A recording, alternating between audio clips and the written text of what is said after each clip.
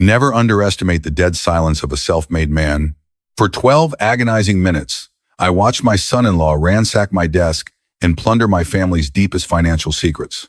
The exact second he turned around and ran, choked into my stare, the blood drained from his face. He looked like a man who had just dropped something irreplaceable. He braced for a screaming match. He braced for fury. Instead, I just nodded. I handed him exactly 6 weeks of blissful ignorance. 6 weeks to gloat, believing he had successfully outsmarted the old man. And then, I let the trap detonate right at the Thanksgiving dinner table, in front of the entire family. The reckoning I orchestrated for him is something he never saw coming. My name is Roy Harmon. For 34 years, I fixed broken engines on Route 40. And believe me, I know exactly how to dismantle a parasite. Smash that subscribe button and turn on notifications right now. Because the trap I sprung 6 weeks later is going to show you exactly what happens when greed pushes a father too far. Hey everyone, welcome to Revenge Blueprint. If you love real stories about fathers who built something from nothing and knew exactly when to act, hit that subscribe button and turn on notifications right now.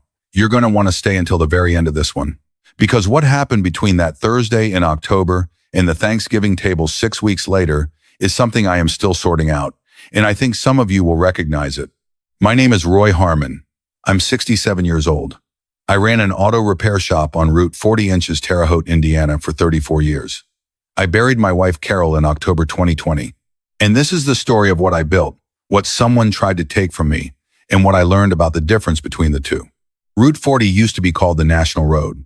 It was the first federally funded highway in America, built before the Civil War, and it runs straight through the middle of Indiana like a seam. Terre Haute sits on it, always has. When I was growing up in this town, Route 40 was the spine of everything: the truckers, the mechanics, the feed stores, the diners, the kind of commerce that doesn't make the newspaper but keeps the country running. I started working on cars when I was 15. Not for money at first. My Uncle Dale had a '68 Dodge Charger he was rebuilding in his garage, and I spent 3 summers helping him because I wanted to understand how things worked, how things fit together, how if you knew what you were doing, you could take something broken and make it whole again. That appealed to me in a way I couldn't have named at 15, but understand perfectly now. I worked for a shop called Westside Auto off 5th Street for 5 years after high school. I learned the trade properly there: transmission work, electrical, body. I paid attention to every part of the business: how the parts were ordered, how the books were kept, how Charlie Westside dealt with a customer who said the repair wasn't right. I watched Charlie for 5 years the way you watch something you intend to do yourself someday. In 1986, when I was 27 years old, I took out a loan and opened Harmon's Auto on Route 40. 1,200 square feet to start, 2 bays. One hydraulic lift that I bought used from a shop that had closed in Crawfordsville. I spent the first 3 weeks scrubbing that building down to the concrete and putting in fluorescent lighting, because if you're going to work on people's vehicles, you need to see what you're doing, and you need to feel like the place takes itself seriously. Carol came into the picture that same year. She came in for an oil change in a 1983 Buick Skylark that needed a great deal more than an oil change.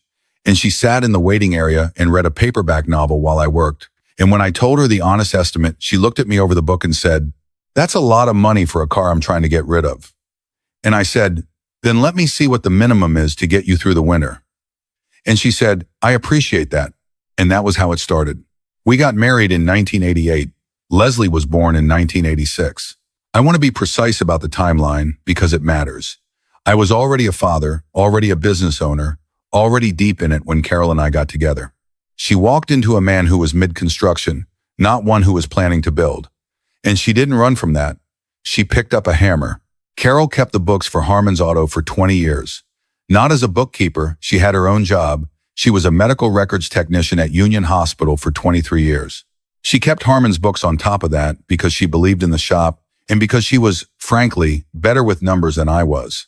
She had a system, everything documented, every transaction, every loan, every gift. She kept it in a gray composition notebook at first, and then later in a ledger she bought from Office Depot, thick, green cover, 200 pages. She didn't do it to hold anything over anyone. She did it because she believed that the truth of a thing lives in its records. That if you want to know what something actually was, you look at what actually happened, not what people remember happened. I still have that ledger. I'll get back to it. We paid off Harmon's Auto in 2009. By then, the shop had grown to 6,200 square feet and 4 bays. I had 3 full-time mechanics and a part-timer. We were doing about $800,000 a year in revenue. Not a fortune. Not glamorous, but paid for. Hours. That same year, I paid off the farmhouse on the east side of Terre Haute. 3 acres.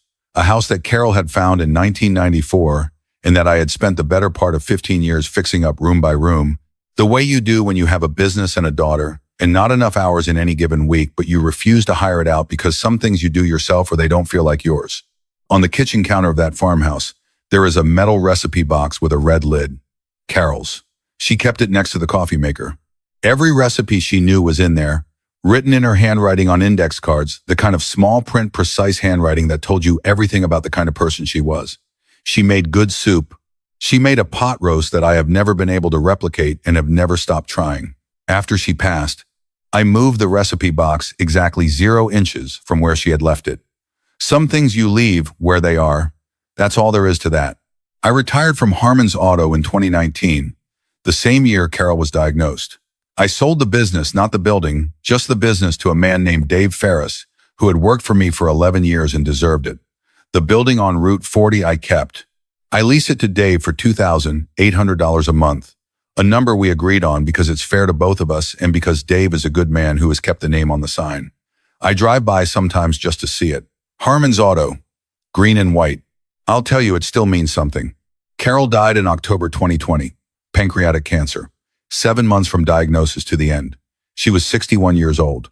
I have not spent a lot of words on that in this story, and I'm not going to now, except to say this. When you lose the person who helped you build everything, you become very clear about what the things you built are worth. Not in dollars, in meaning, in purpose, in the specific gravity that a place or an object carries because of who it was made with and what it was made for. That clarity was the thing Garrett Aldous did not account for. Memory object, Carol's recipe box, not yet significant, just present. Leslie married Garrett in June of 2013. She was 27. He was 30.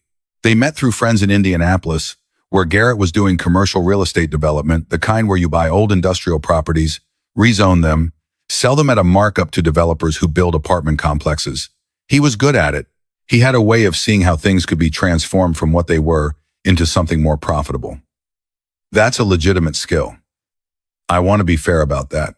But it's also a way of looking at the world that doesn't always know when to stop. The first time I shook Garrett's hand, I noticed he had office hands. Soft. No calluses. Not a judgment. Plenty of good men have never worked with their hands. But I noticed it. I noticed things like that because I spent 34 years paying attention to what a man's hands tell you about what he knows how to do. Garrett's hands told me he knew how to shake hands at a closing table. That was about it. The first 4 years were fine.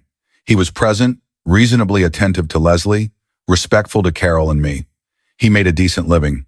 My grandson Cooper was born in 2014, a serious, quiet boy who liked to watch things being fixed and who from the time he was 4 years old wanted to come to the shop with me on Saturdays. I took him every week when his parents let me.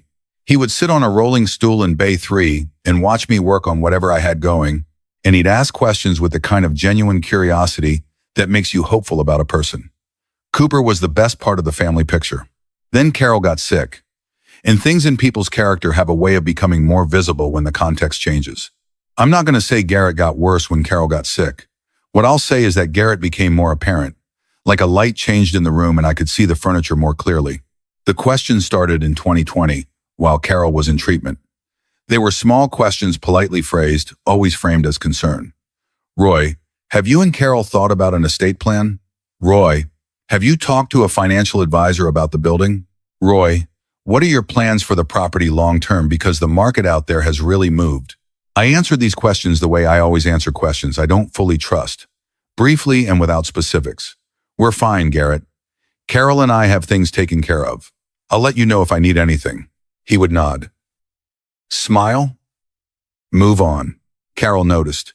2 months before she died, she said to me we were sitting on the back porch, her wrapped in the blue blanket she'd been living in since August. Me with a cup of coffee, she said, Roy, Garrett is doing math he's not showing you the work on. That was how Carol put things, precise, no wasted words. I said, I know. She said, are you going to do something about it? I said, not yet. She was quiet for a moment. Then she said, don't wait too long. I didn't tell her I'd already started. It would have worried her to know how much I'd already figured out, so I let her think I was still just watching. That was my last real dishonesty with her, and I don't regret it. After Carol died, Garrett pulled back for a respectful period. 6 months. He and Leslie came every Sunday for dinner.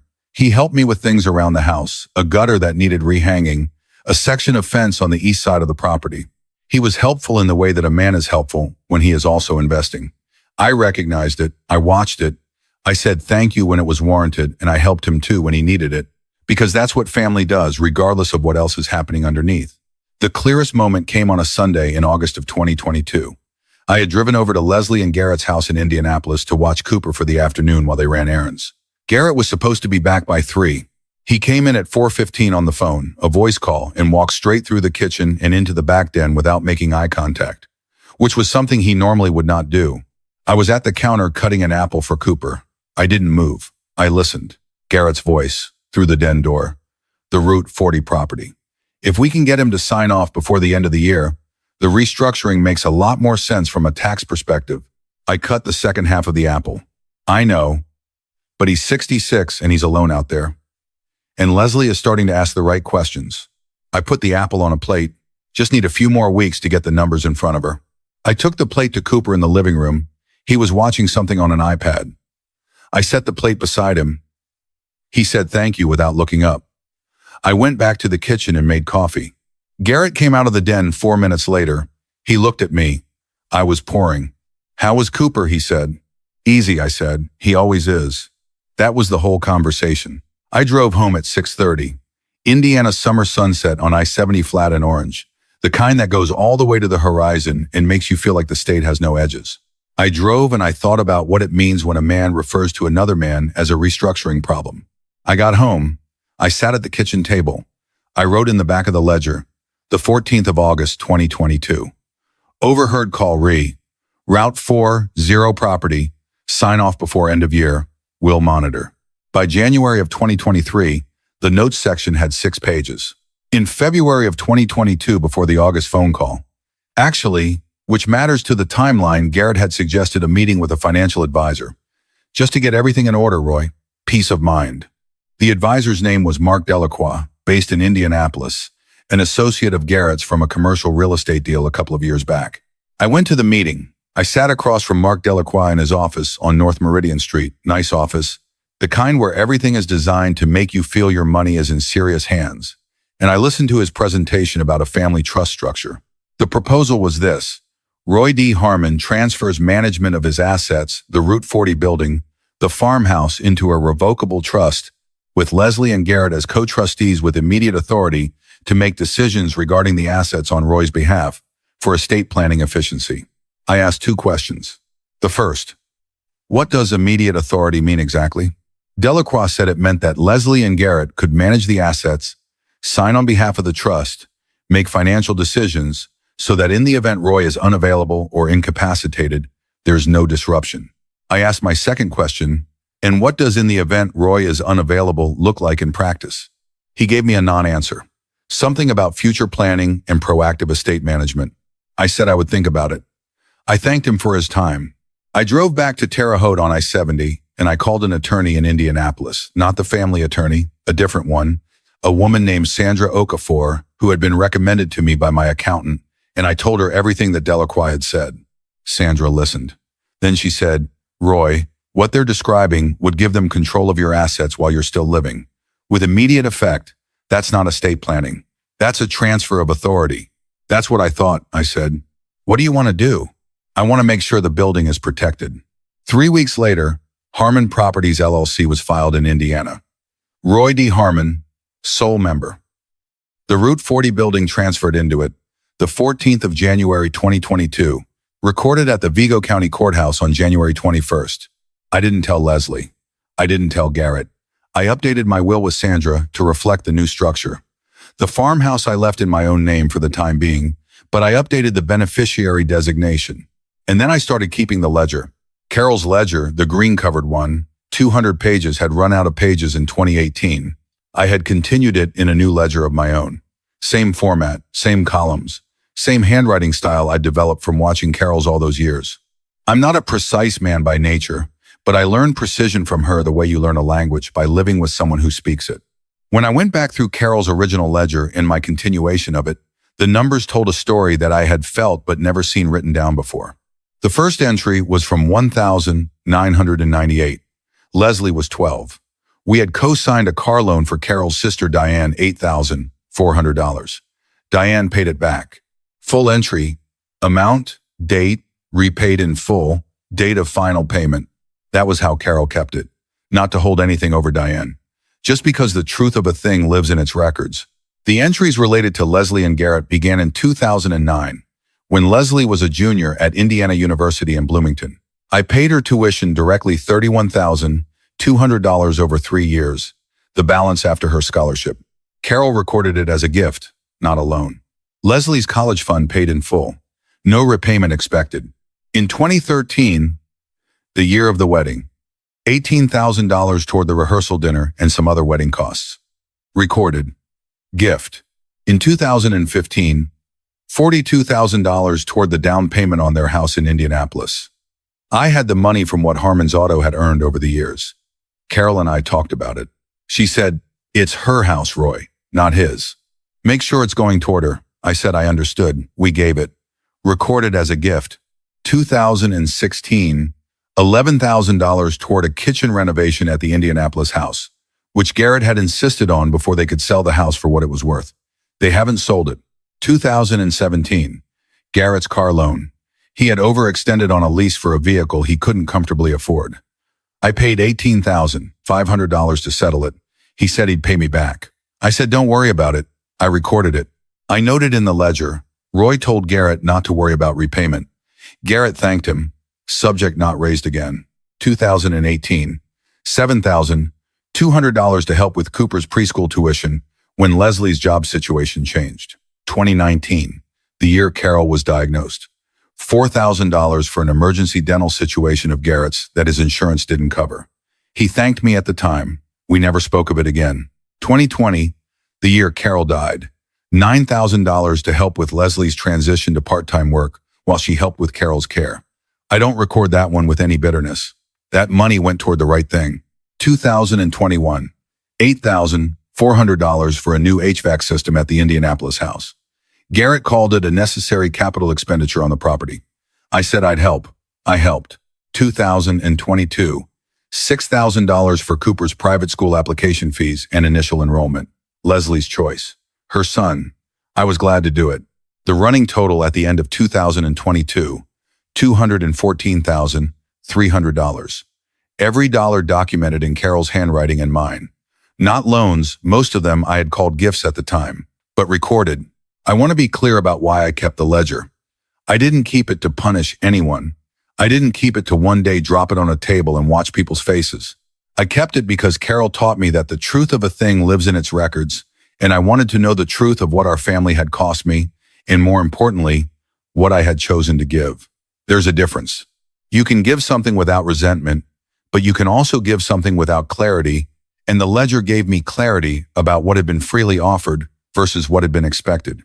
When you get to the end of a $200 green ledger and the last number is $214,300 and the ink stops, you know something about your family that you did not know before. Or perhaps you knew it, and the writing of it makes it real, in a way that knowing it did not. I want to tell you something about what it was like to close that ledger. Not the closing itself, the moment before it. When the last entry was written and the ink was drying, and I had been sitting at the kitchen table long enough that my coffee had gone cold. There is a difference between suspecting something and knowing it, between carrying a worry in the general direction of your chest and opening a ledger to the last page and reading a specific number. That number, $214,300, had lived in my body as a suspicion for 2 years. Seeing it written down in ink made it something else, made it the kind of fact you can set on a table. I don't say this with bitterness. I need to be honest about that because it would be easy, telling a story like this, to shade everything toward grievance. Carol would not allow that. She kept these records without grievance. She kept them the way a contractor keeps a building log, not because anyone will be blamed for it, but because accurate records are how you know what you actually built and what it actually cost you. What the ledger told me was the truth of what I had chosen. Every one of those entries was a choice I made. The down payment, I chose that. The tuition, I chose that. The car loan, The kitchen, the dental work, the preschool, every dollar of it was a decision I made with open eyes. I don't regret any of it. Not one entry. Leslie is my daughter. Cooper is my grandson. What I spent on them is not what the ledger is about. What the ledger is about is the moment when someone looks at the sum of what you gave freely and decides it gives them a claim on what remains. That shift from recipient of generosity to administrator of an assumed inheritance is what the ledger documents. Not in those words, just in numbers and dates. But numbers and dates have a way of saying what language doesn't have the precision for. I closed the ledger the evening of the 29th of December 2022. I sat at the kitchen table in the farmhouse, Carol's recipe box on the counter where it always is. I had a glass of water in the ledger in the quiet house. I closed the cover and I put it in the bottom drawer of my desk, next to the documents I thought only I knew about. 8 months later, a man I had helped with $214,300 worth of documented generosity was photographing those same documents with his phone. I thought about Carol's recipe box while I stood there watching him. I thought about her sitting at this same table, doing what she always did, writing down the truth. She would not have been surprised. She would have handed me a cup of coffee and said, "Now what are you going to do about it?" The fall of 2023 was a quiet season. Garrett had been at the farmhouse more than usual, ostensibly to help with some work on the property, a section of the back fence that had come down in August, some clogged gutters. He was helpful in the way I recognized. Attentive to detail, careful. He watched things I didn't know he was watching. On October 17th, I had a 2 appointment at the cardiologist's office, a routine follow-up, the kind every man my age has on his calendar, and the appointment was rescheduled to 4 by the office that morning. I drove home at 1:30, came through the back door, and found Garrett at my desk. I have described the 12 minutes. I won't belabor it. What I want to tell you is what happened inside me while I stood there watching him. Not rage. I'm not going to describe it as rage because it wasn't. It was something colder and more permanent than rage. It was the specific feeling of a thing being confirmed that you had already suspected but had chosen to leave unconfirmed because confirmation carries weight that suspicion doesn't. Once you see something, you cannot unsee it. Once it is confirmed, you are responsible for it in a way that suspicion doesn't require. I saw my son-in-law photographing the deed to my property. He was thorough, methodical. He was doing it the way a professional does it. He held the phone steady. He checked the image before moving to the next document. He was there to get information, and he was getting it efficiently. I poured my coffee. I walked to the kitchen table.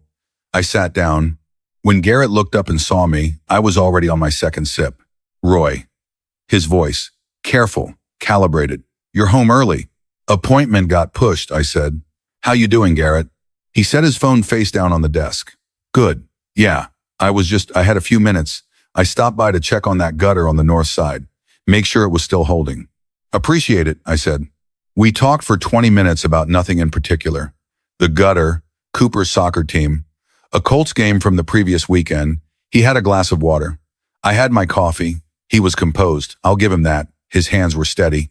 Only the speed of his talking gave him away, a fraction faster than natural, the way a man talks when he's filling silence he's afraid of. He left at 2:15. I watched his car go down the driveway from the kitchen window. Then I called Sandra Okafor. He came back for a look at the documents, I said. She was quiet for a moment. "What do you want to do?" "I want to let it keep going," I said. "I want to see what the plan is." Another pause. "Roy, are you sure? Because if he's building a case, he's not going to find anything that hurts me," I said. "The building is already in the LLC. The will is already updated. The ledger is in my drawer. The ledger doesn't have legal weight by itself. I know, but it has moral weight. And I think that's what this particular situation calls for." Sandra went quiet for a moment. Then, "All right, I'll draft a letter to Delacroix." "Good. You're playing a long game, Roy." "I've been playing it for 2 years," I said. "I can hold out another 6 weeks." The letter went to Mark Delacroix on the 3rd of November 2023. Thanksgiving was November 23rd. The week before Thanksgiving, Leslie called me 4 times. The calls were brief. She had a tone, not her usual tone, which is direct and warm in the way that Carol's was, but a pressed tone, like she was carrying something she hadn't figured out how to put down. The 4th call, she asked, "Dad, is everything okay with you? Like, are you doing all right financially and everything?" I said, "I'm fine, Leslie." "Why?" "No reason. Just checking." I let it go. Garrett's parents drove up from Columbus for Thanksgiving. His father, Dale Aldous, is a retired highway engineer, a quiet, careful man who I have always respected. His mother, Pam, is the kind of woman who brings a casserole and means it genuinely. They are decent people.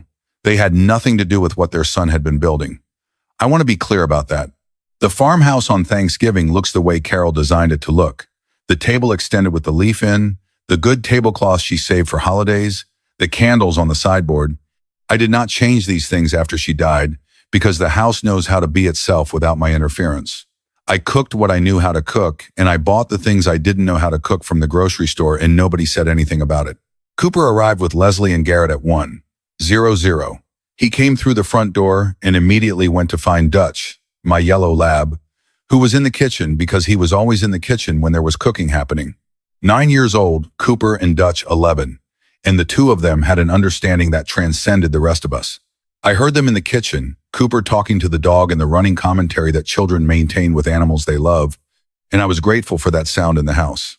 Garrett was relaxed. That was what I noticed first. He was more relaxed than I'd seen him in months, the particular relaxation of a man who thinks the hard part is over, who is moving toward a conclusion he's confident about. He helped Dale get settled. He poured wine. He made conversation with a loose ease that I recognize as a form of performance. This is a man without anything to worry about.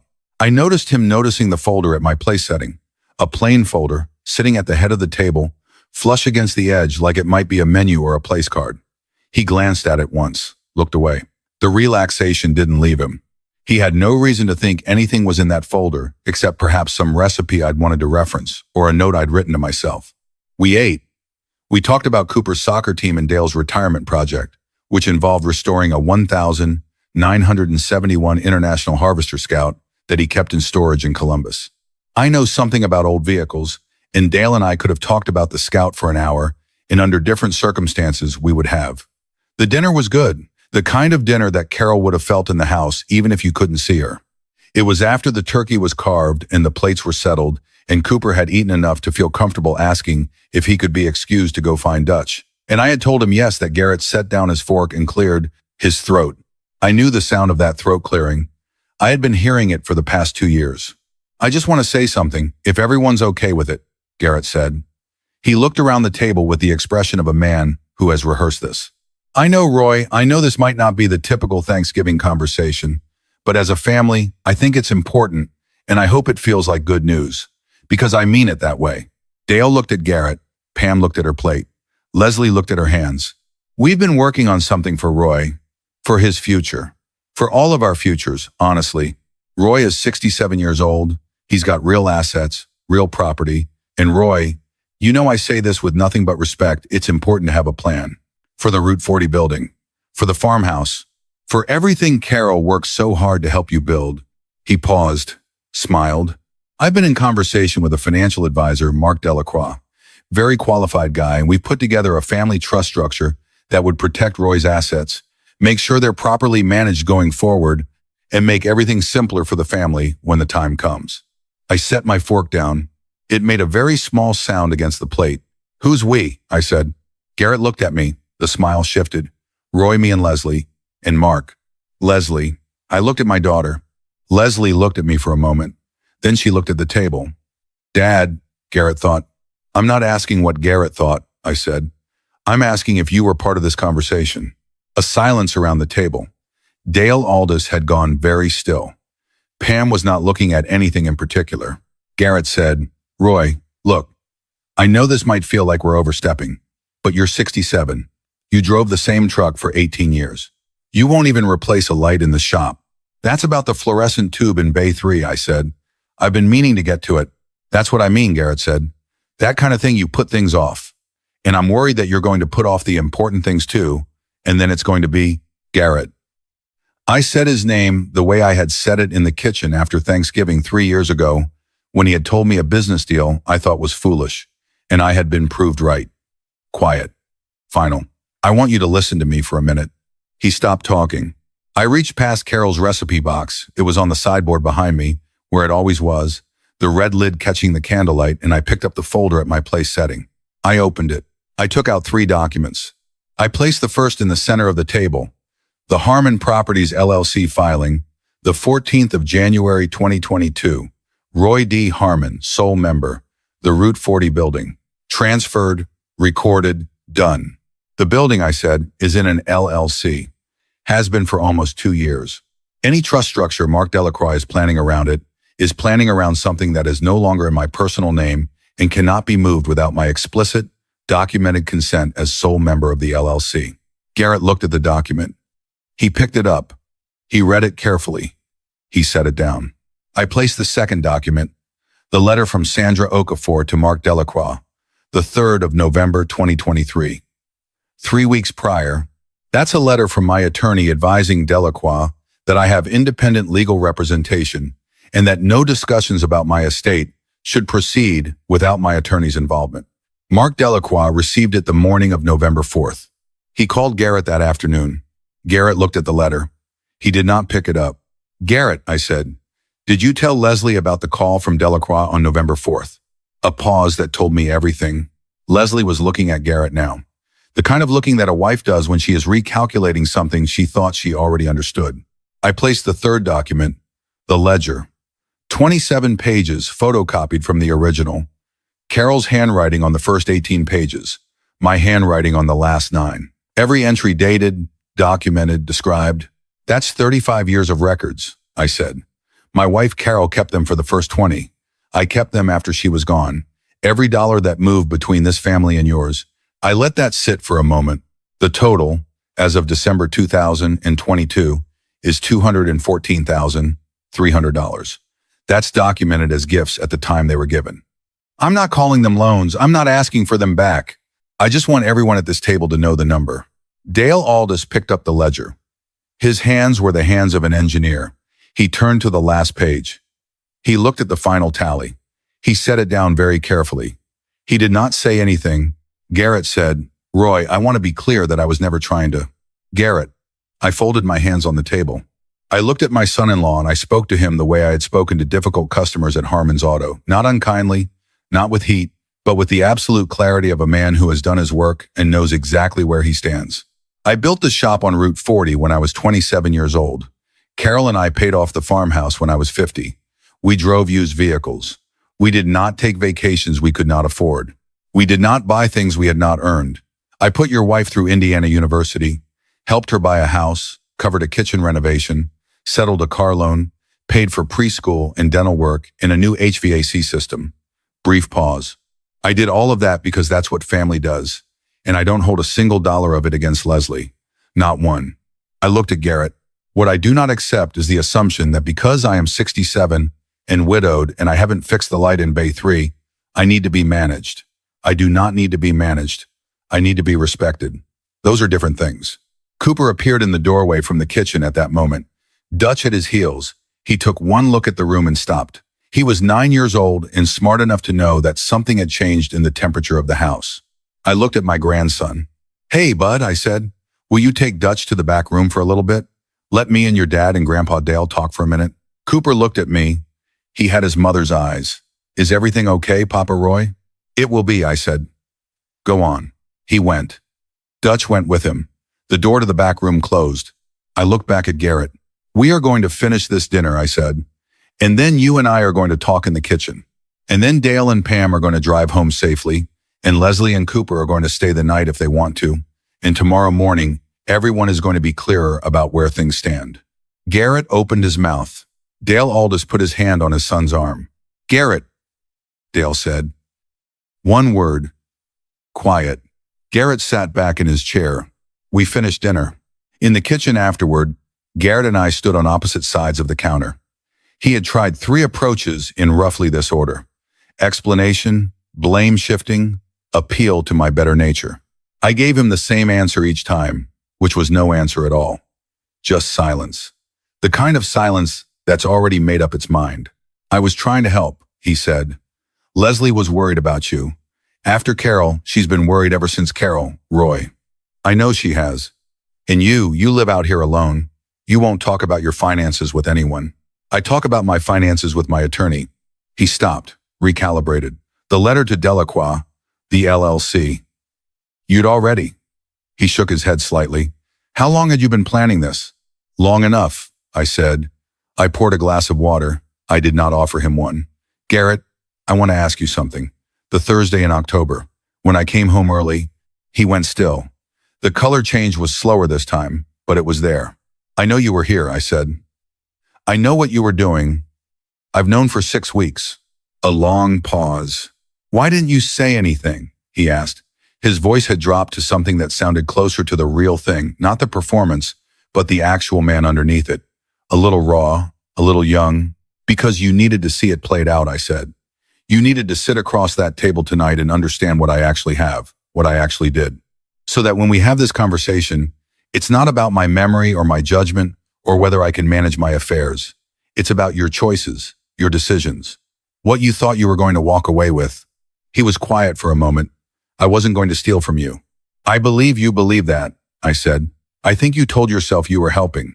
I think you told Leslie a version of this that sounded like concern for her father.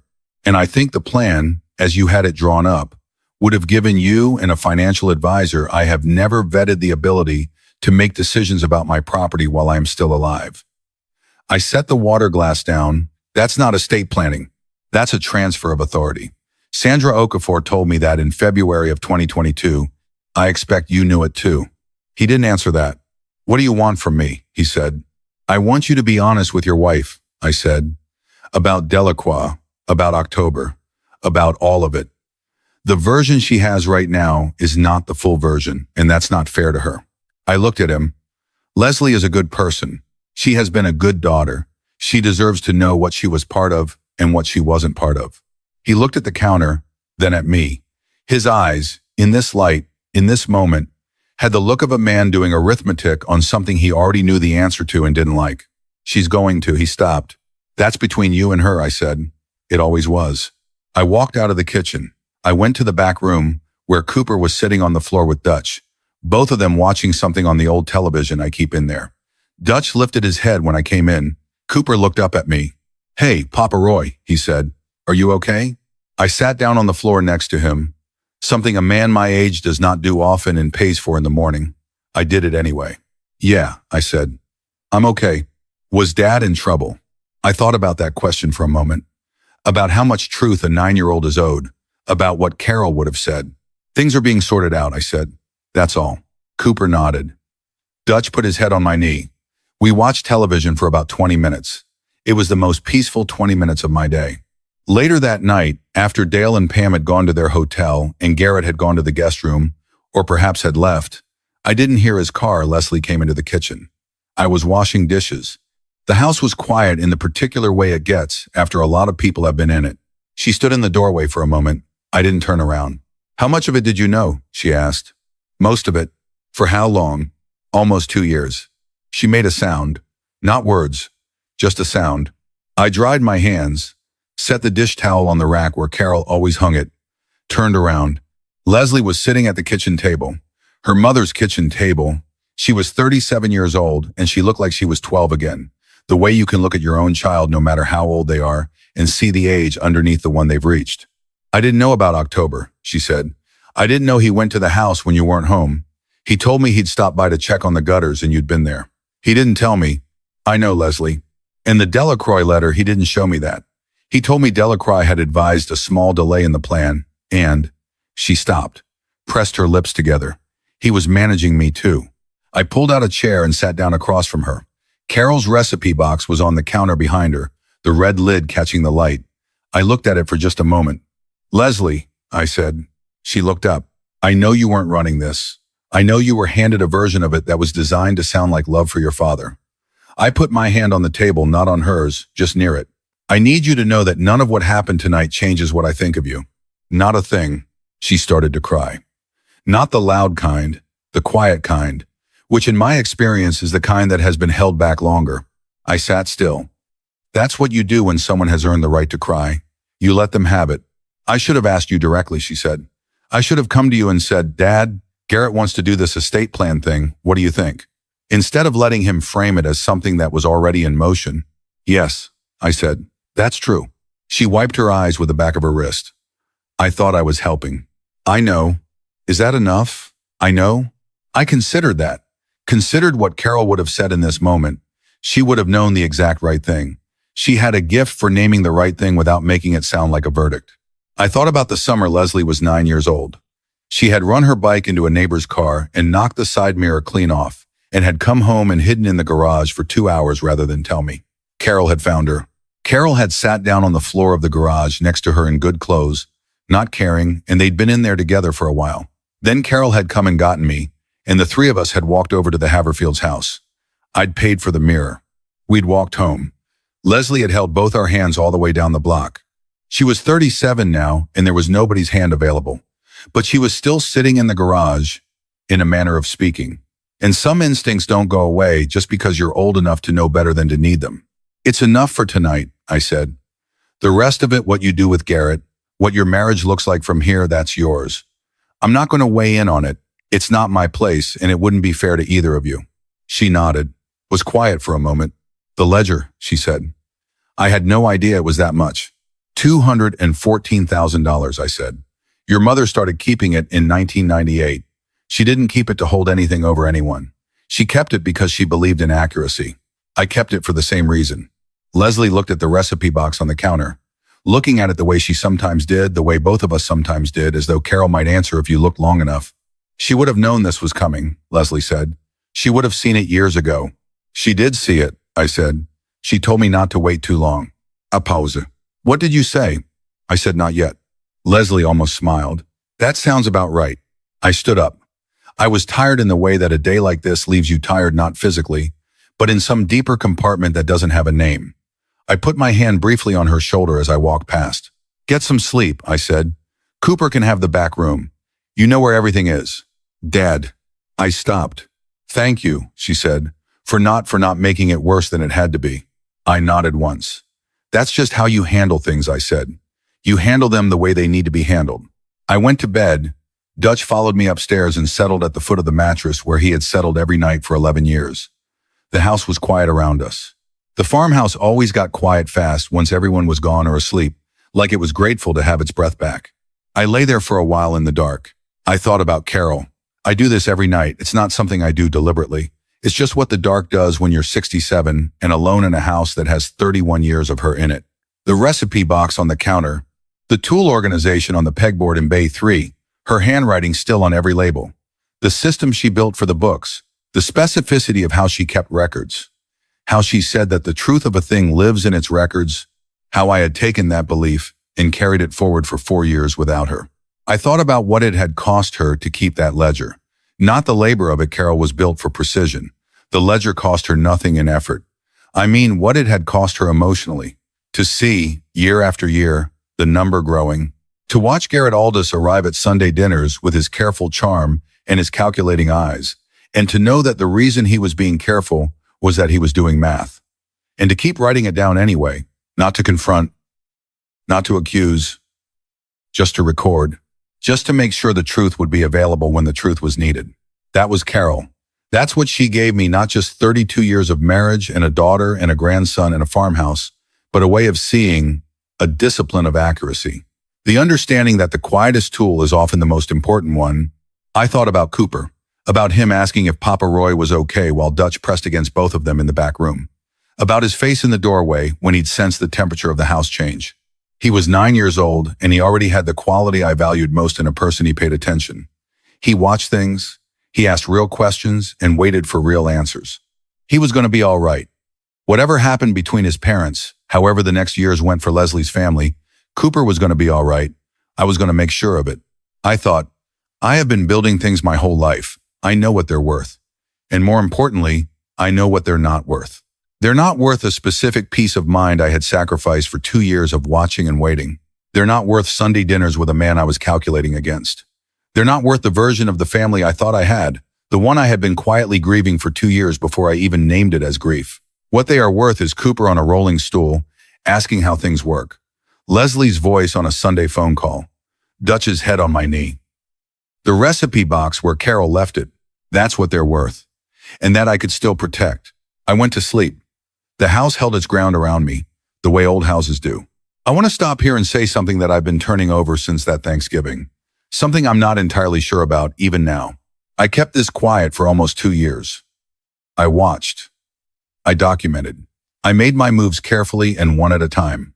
And I let Garrett believe, right up until November 23rd, that he was still in the middle of a plan that was going to work out the way he intended. Was that the right thing to do? I'm not going to give you a clean answer because I don't have one. Here's what I know. If I had confronted Garrett in February of 2022, after the Delacroix meeting, I would have had a conversation in which he denied everything, called it a misunderstanding, and spent the next 2 years being more careful. I would have been the difficult father-in-law who didn't trust the family's good intentions. Leslie would have been in the middle of it. Nothing would have been documented. Nothing would have been airtight. By waiting, I made it real. By letting it reach the Thanksgiving table, I made it something that couldn't be walked back or re-explained. The ledger, the LLC filing, the letter to Delacroix, none of those are accusations. They're facts.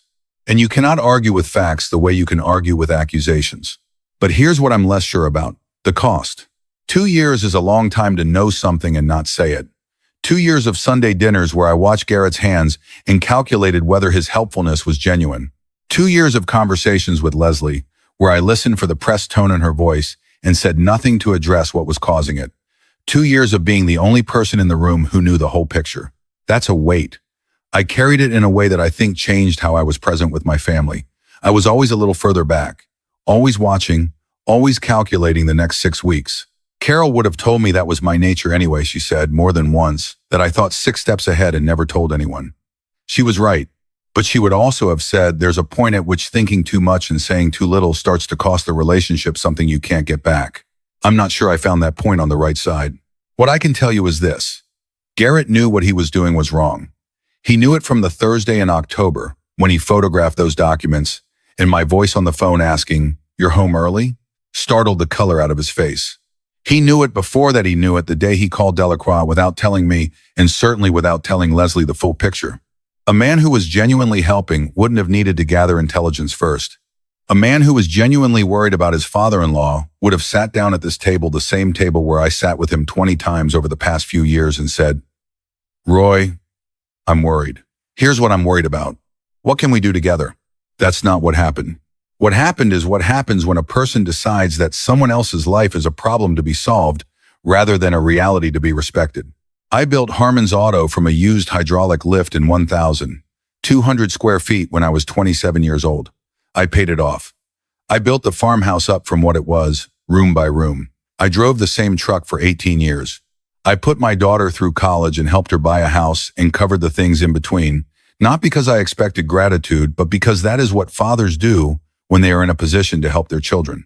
I did all of this, and when it was time to protect what I had built, I protected it.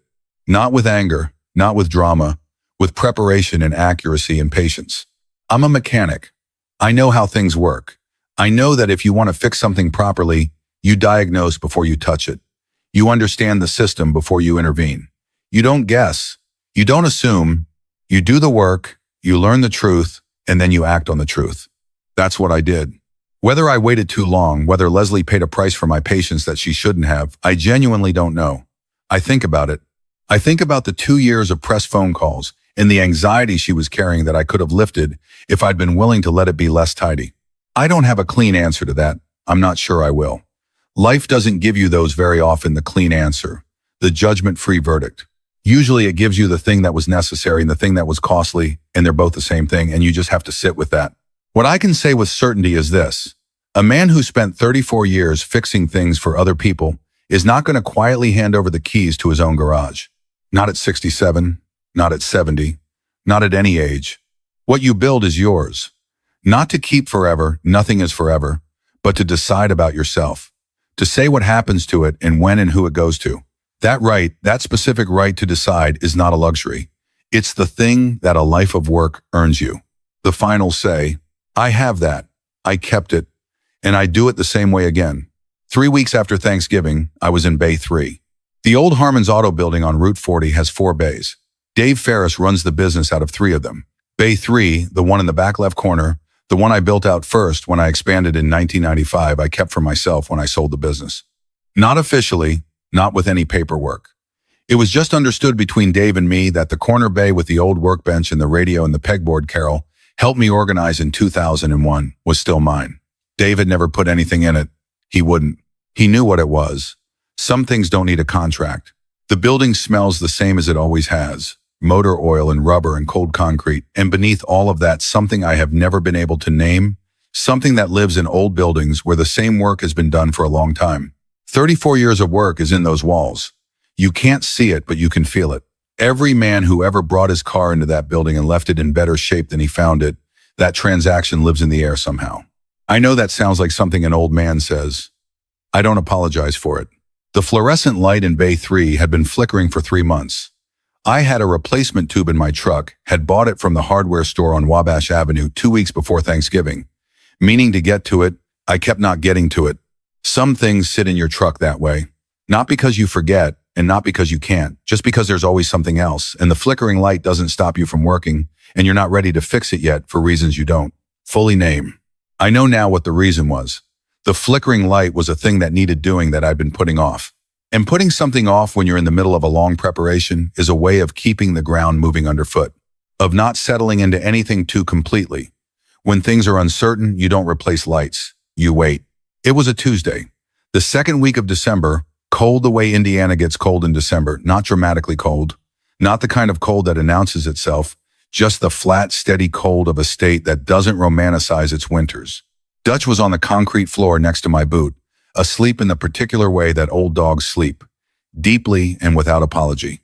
I had a neighbor's lawnmower engine on the workbench, a 2007 Husqvarna that had seized up and that nobody had asked me to fix. The neighbor, Harold Vance, 72, lives on the east side of my property, had mentioned it in passing 2 weeks ago, the way you mention something to a man when you're hoping he'll offer. He hadn't asked. I had just taken it because winter is a good time to work on things and because I needed something to do with my hands. There is a specific kind of thinking that happens when your hands are occupied. Not the same as sitting still and thinking. More like the thinking loosens up when the hands are busy, moves more freely, gets at things the still mind is too polite to look at directly. Carol used to say I did my best thinking with a wrench. She was right. Some of the best decisions I ever made started with a seized engine or a stuck transmission that kept my hands from being idle while my mind worked the real problem. I was thinking about Leslie, about the conversation at the kitchen table on Thanksgiving night, about the way she had looked at Carol's recipe box on the counter, that reflexive glance, so habitual she probably didn't know she was doing it, about what it costs a family to go through something like this and what it costs to not go through it. I have come to believe that these are not separate questions, that the cost of going through something and the cost of not going through it are usually different expressions of the same price, and the only question is which ledger it gets recorded in.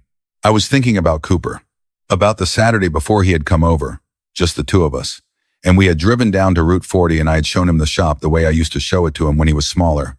All 4 bays, the hydraulic lifts, the parts room in the back, the small framed photo on the wall that Carol had put there in 1998, me and Charlie Westside, from the old shop on 5th Street, standing in front of a fully restored 79 Trans Am that I had done the engine work on. Cooper had studied that photo for a long time. "That's you when you were young," he said. "That's me when I was 39, I said. "That's what I mean," he said, completely without malice, and I had laughed for the first time in several weeks. It had come out of me from somewhere I hadn't visited in a while. It felt like something being returned. I was thinking about these things when my phone rang. Leslie's name on the screen. I wiped my hands on a shop rag and answered, "Hey, Dad." Her voice, the pressed tone was gone. What was in its place was something quieter and more deliberate, the voice of a person who has made a decision and is speaking from the other side of it. "How are you doing?" "Good," I said, fixing Harold Vance's lawnmower. "He asked you to do that?" "Not exactly." A pause that had something like a smile in it. "Cooper wants to know if he can come over Saturday. He says he needs to learn how lawnmower engines work before spring." "Tell him yes." "Okay," another pause, longer this time. "Dad," Garrett moved out. Last Tuesday, I didn't say anything. The shop was quiet around me. Dutch lifted one ear, then put it back down. I'm not going to say it's okay because it isn't, not yet, but it was the right decision. It was a long time coming, and it had more to do with things I'd been not looking at for a while than just Thanksgiving. She paused. "I'm not asking you to fix anything. I'm not telling you because I want you to do anything about it. I wanted you to know." "Okay," I said. "I'm angry," she said. "I'm angry at him, and I'm angry at myself for some of it, and I'm going to be all right." I think. But right now I'm angry. That's the right feeling to have right now, I said. Yeah, a breath. Are you okay, Dad? Like, actually okay? Not the answer you give when you don't want to be asked about it. I looked around Bay 3, the workbench, the radio playing something I hadn't really been listening to. The pegboard with Carol's organization system still intact after 22 years, every tool in the same place, every hook labeled in her handwriting in permanent marker. Dutch asleep on the cold concrete. The fluorescent light still flickering. I'm standing in Bay 3, I said. Dutch is asleep on my boot. The light's still flickering. I looked up at it. I've got the replacement tube in my truck. I've been meaning to get to it for 3 months. The sound Leslie made was between a laugh and something else. The kind of sound that comes out of a person when they're not sure which one to let win. You should fix the light, Dad. I know. Saturday? She said. I'll bring Cooper. I'll have the lawnmower done by then, I said. He can watch. He'd love that. I know he would. A pause. Warm and real and enough. I'll see you Saturday, Dad. See you Saturday, Leslie. I hung up. I stood in Bay 3 for a moment with the phone in my hand. The shop was still around me. Dutch opened his eyes, looked at me with that old dog expression that is either inquiry or comment. He closed his eyes again. Outside on Route 40, a truck went by, then another. The road doing what it does, west and east, always. The National Road, built before the Civil War, first federally funded highway in America. It was there before Roy Harmon was born, and it will be there after he's gone. Wide and flat and indifferent to all of it, the shops that opened and closed, the families that built things and the families that tried to take them, the men who held on and the men who let go, and every possible arrangement in between. Carol and I had driven Route 40 end to end once, summer of 2004. Leslie was in college. No reason to rush home. Just the two of us in the F-150, driving west until the road ran out of Indiana and then turning around and driving east all the way back. Carol had a thermos of coffee and some snacks from the Cracker Barrel on Wabash and a novel she never once opened. We talked all day. About nothing much. About everything eventually. It was the kind of day that doesn't have an event in it but lives longer in your memory than days that do. I thought about that drive a lot in the months after she died. I was thinking about it now. I thought, 34 years I ran this shop, made payroll, kept the lights on, fixed what people brought me broken and sent it back in better shape, kept records, built something solid and paid for, and mine. Nobody took that from me. They weren't going to. I put the phone in my shirt pocket. I went to my truck. I got the fluorescent tube. I came back to Bay 3. I climbed up on the step stool Carol had bought from Lowe's in 2003, the one with the rubber grips that she had insisted on, because she said I had no spatial judgment when it came to what I could reach without one. She had been right about that too. I swapped out the tube, hit the switch. The light came on clean and steady, no flicker. I stood there on the step stool for a moment and looked at it. 34 years of coming into this building. The smell of it, oil and rubber and cold concrete and something underneath that I can't name, but that means this place to me the same way the recipe box means Carol's kitchen. It doesn't get smaller, that meaning. If anything, it gets more specific as you get older, more precise. The way Carol said that the older you get, the more important it is to know exactly what you're looking at. I stepped down off the stool. I went back to Harold Vance's lawnmower. Dutch lifted his head one more time as I passed, his eyebrows doing the thing they do, that old dog expression that is either a question or a comment. You never know which. I have had Dutch for 11 years and I still don't know. I have decided that's part of what makes him good company. Some presences don't require full translation. I sat down at the workbench. I picked up my wrench and I got back to work. Was I too quiet for too long or did I handle it right? Drop your verdict in the comments. Be honest. And if you know a parent who gives everything and gets nothing back, who built something real and never made a speech about it, send this to them. They deserve to know they're not alone. If you made it to the end of this one, hit that like button and subscribe. I'll see you on the next one.